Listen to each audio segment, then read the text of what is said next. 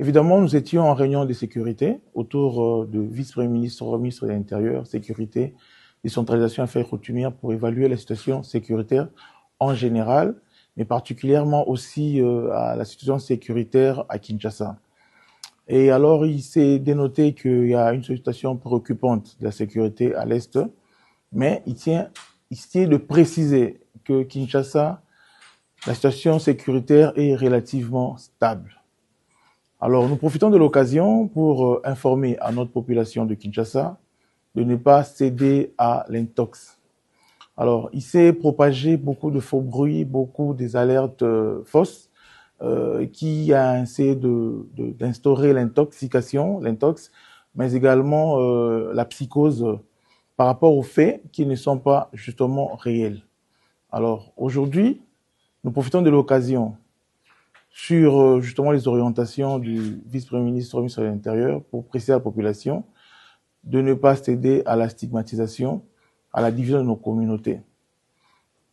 La ville de Kinshasa est stable, nonobstant quelques faits bénins signalés, de braquage, et puis voilà, des infiltrations non autrement identifiées, mais les enquêtes se poursuivent pour que ces malfrats soient déférés devant les instances judiciaires. Nous profitons de l'occasion pour appeler les Kinois à l'apaisement et leur demander d'évacuer librement à leurs préoccupations et que toutes les questions sécuritaires sont prises en charge. L'armée et la police sont justement là pour accompagner toutes ces mesures afin que les Kinois puissent continuer à vivre paisiblement dans l'étendue de la ville de Kinshasa. D'abord, nous devons préciser qu'en disant que la situation sécuritaire est relativement stable, Kinshasa, c'est une ville à 20 millions d'habitants. Et les grandes villes sont très souvent généralisées par la criminalité urbaine. Alors, nous disons que ce sont des faits bénins.